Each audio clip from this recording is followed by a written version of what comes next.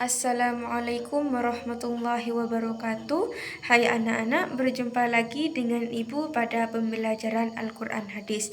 Pada kali ini kita memasuki pembelajaran ketiga, yaitu surah An-Nas. Anak-anak, sebagai umat muslim, kita harus senantiasa berdoa sebelum melakukan sesuatu. Berdoa memohon perlindungan kepada Allah Subhanahu wa Ta'ala. Karena apa? Karena yang ada di langit dan yang ada di bumi itu merupakan ciptaan Allah Subhanahu wa Ta'ala.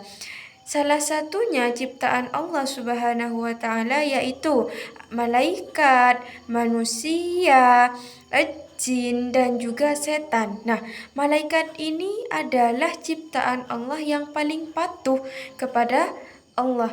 Dia selalu menaati perintah-perintah Allah dan menjauhi larangannya. Sedangkan manusia ini ada yang patuh dan juga ada yang ingkar kepada Allah.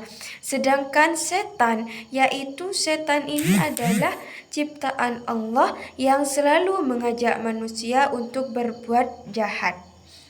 Di sini ada dua surah, yaitu surah An-Nas dan surah Al-Falaq.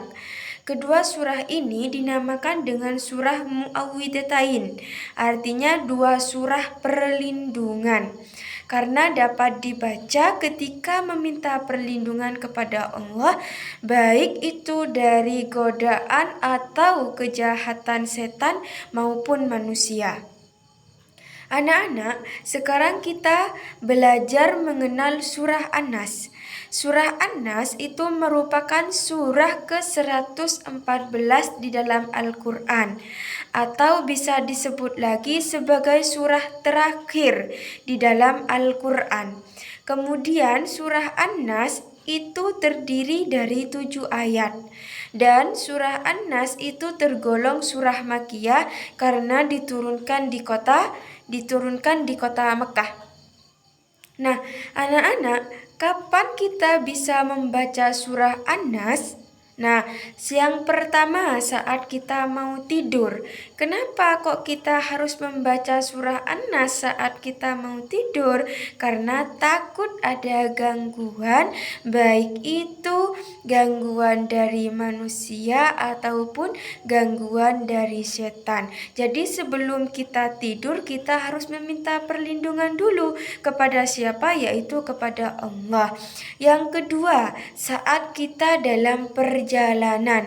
Kalau kita berada dalam perjalanan, maupun itu perjalanan dekat ataupun jauh, kita harus meminta perlindungan kepada Allah supaya kita selamat di dalam perjalanan. Kemudian yang ketiga saat kita membutuhkan perlindungan. Misalnya kita membutuhkan perlindungan, kita merasa takut akan ada gangguan, maka kita bisa membaca surah An-Nas. Nah, mungkin cukup ini dulu dari Ibu. Kurang dan lebihnya Ibu mohon maaf apabila ada kesalahan. Wassalamualaikum warahmatullahi wabarakatuh.